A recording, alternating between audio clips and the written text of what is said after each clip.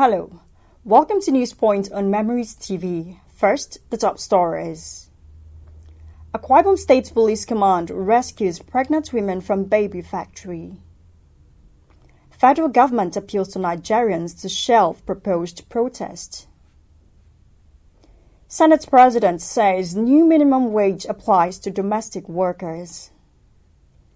On the foreign scene, 18 people killed in plane crash in Nepal. And in sports, the Tigers head coach names 12-man Olympic squad. Details of these and other stories coming up shortly. My name is Mfon Ekat.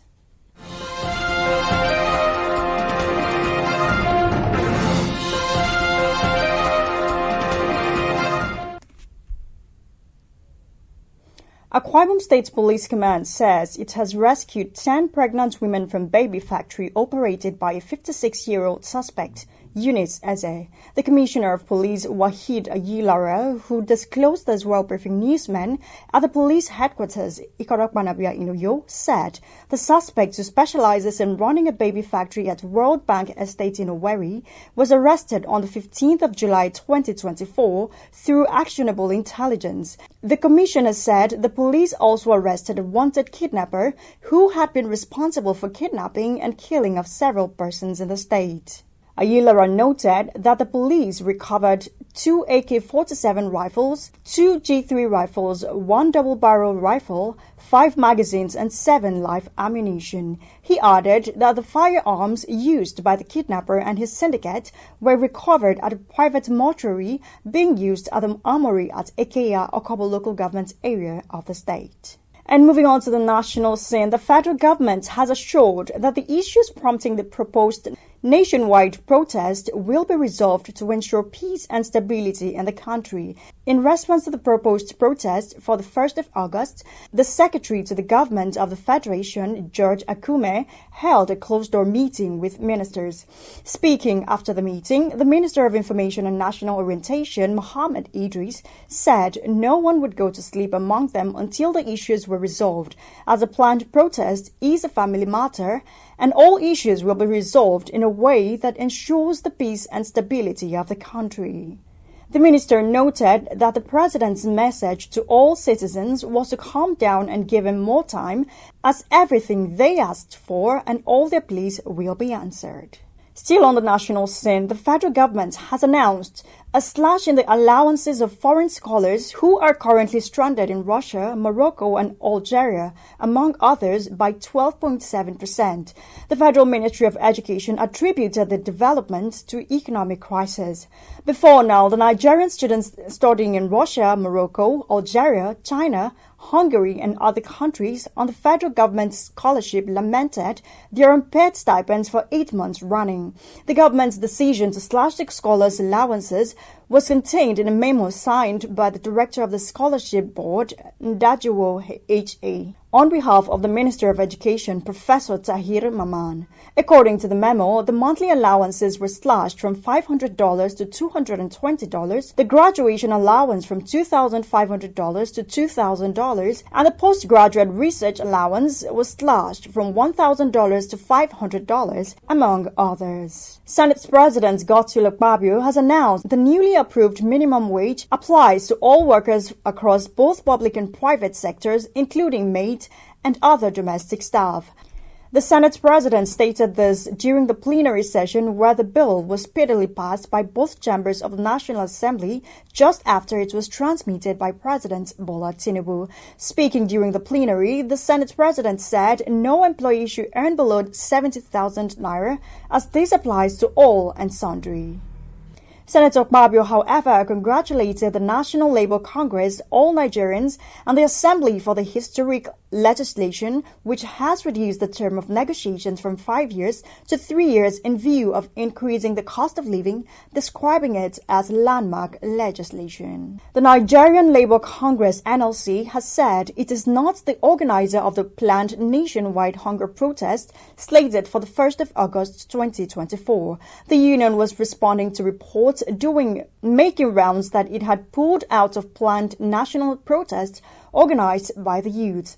A statement signed by the NLC president, Comrade Joe Ajaero, further advised the federal government and the sub-national governments to listen to the cries of the hungry Nigerian people and to address the economic crisis. According to the statement, the fact that the Nigerian Labour Congress is not the body organizing the protest does not mean that organized labor is oblivious of the dire living conditions Nigerians have been subjected to by the harsh economic policies of the government. The NLC noted that it stands in solidarity with the Nigerian people in these very trying and excruciating times. You're still listening to News Point on Memories TV. We bring you more reports after the break. Stay with us.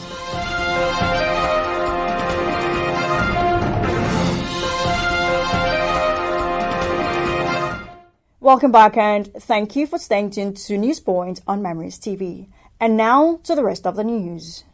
And moving on to the foreign scene, Ugandan Magistrates Court has charged and remanded in custody at least 42 youth for offences allegedly committed during a banned anti-corruption protest.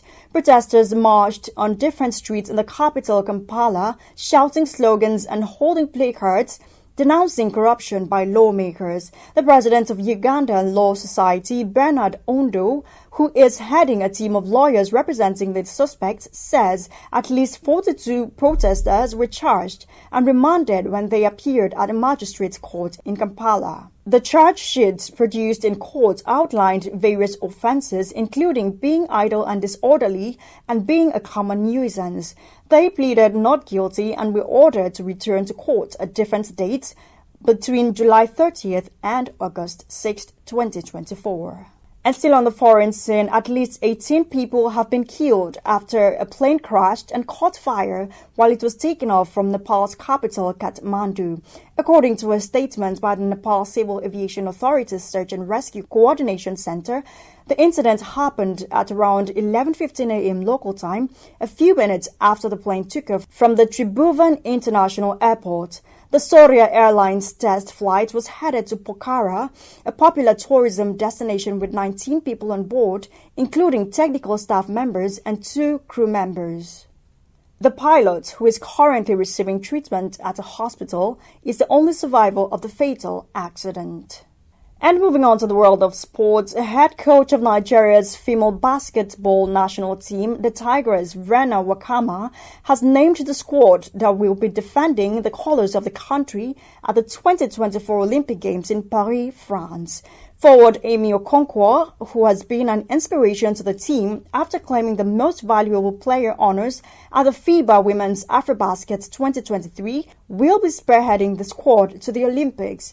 The Tigers received a huge boost in the backcourt with the return of Ezinne Kalu, alongside Elizabeth Balogun and Promise Amukamara, who are both capable of putting up numbers in terms of scoring. The team, who arrived in France on Monday, will take on Japan in the last test game ahead of the Paris Olympic Games, after previously losing 77-63 to Germany and 70-62 to Serbia.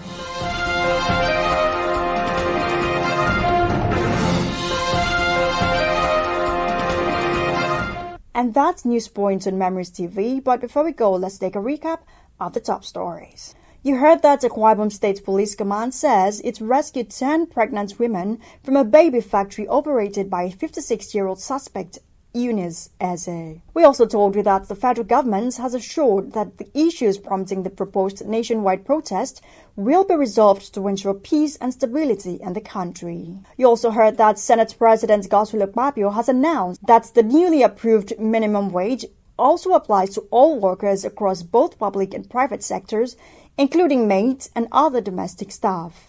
On the foreign scene, we told you that at least 18 people have been killed after a plane crashed and caught fire while it was taken off from Nepal's capital, Kathmandu. And in sport, you heard that head coach of Nigeria's female basketball national team, the Tigers, Rena Wakama, has named the squad that will be defending the colors of the country at the 2024 Olympic Games in Paris, France.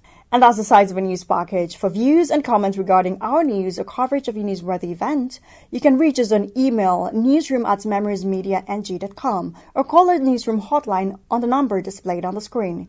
You can also follow us on Facebook and Instagram at Memories965FM. That's the news. A million thanks for watching. My name is Mfon Ikat. Do have a great time.